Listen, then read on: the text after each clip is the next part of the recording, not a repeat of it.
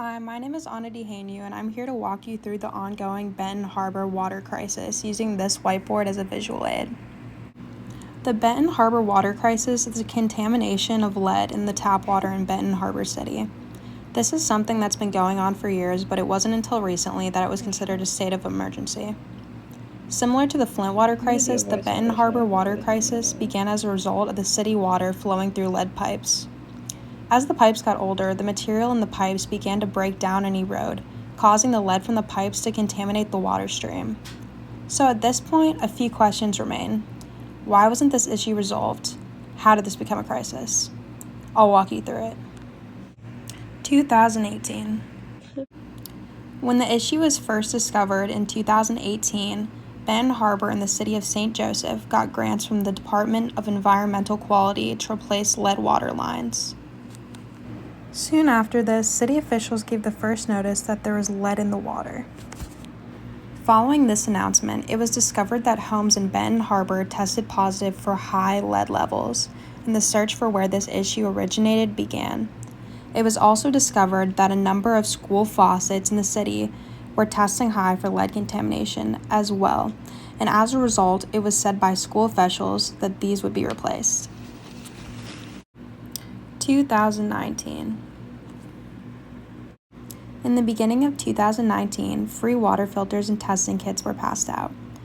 Around this time as well, a former city manager of Benton Harbor said that no city water pipes had been found to have lead in them, and that all of the lead had been found to come from pipes and water fixtures maintained by residents at this given time.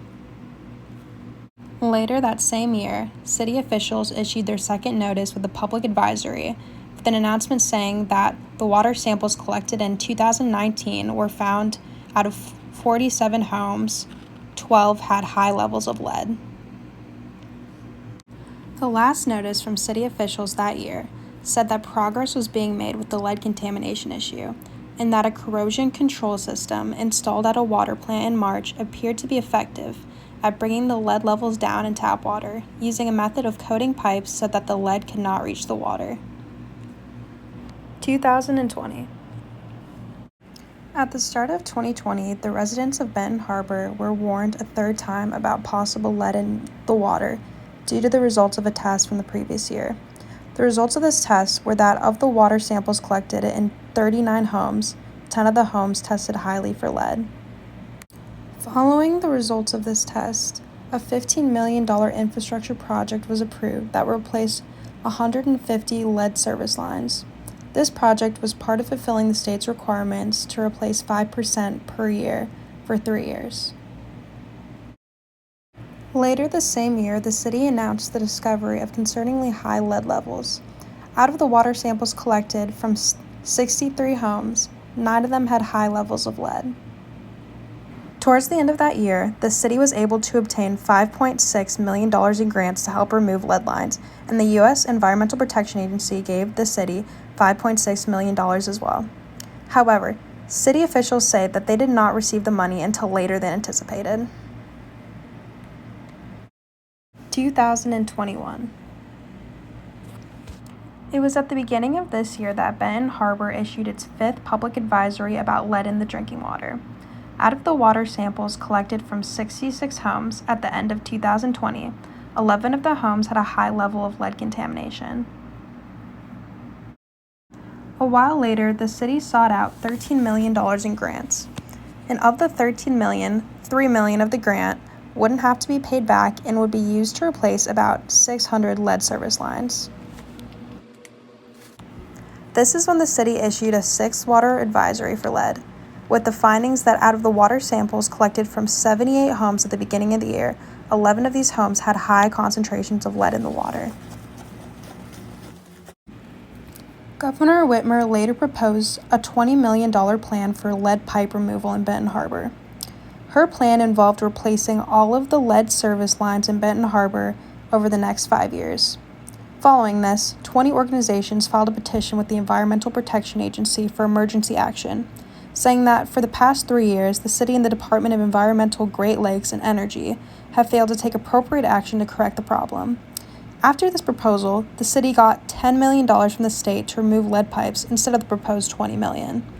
The city then promised water filters to be distributed and urged residents to use bottled water as precaution for any lead that may remain in the tap water. At this point, the city and state officials order urgent response to the lead crisis, and it is announced that there will be fast action in replacing the lead service lines in the city, and that there would be 20 semi-trucks carrying 35,000 cases of bottled water to the city as well. It wasn't until October 19, 2021, that the lead in the city's drinking water was actually declared a state of emergency by commissioners. It was on this day as well that a recall petition was declared against the city's mayor due to a lack of response to the ongoing Benton Harbor water crisis. And on this same day, the mayor said that he would be stepping down from his job to work on the city's water crisis full-time. Following this event, the city was able to secure more state loans for the water system improvements that would be used to replace 600 lead service lines. The last and most recent event related to the Benton Harbor water crisis is that it took center stage in Lansing, where the previously distributed water filters were brought up, and it was questioned how well could they actually filter out the lead. Looking back, this water crisis is important because of the fact that it appears to be a reoccurring issue in Michigan. Both the Flint and the Benton Harbor water crisis were the result of contamination from lead pipes, failure on the city's end and state's end to properly test, treat, or filter out the water, as well as the issue being overlooked and not properly addressed. This issue seems to be especially prevalent in lower income areas as well. This is an issue that could definitely occur again if a change in the factors repeatedly contributing to it do not occur. Something to take away from this is the importance of educating yourself and spreading awareness of environmental injustices, because when environmental issues go unaddressed, they can put people at risk.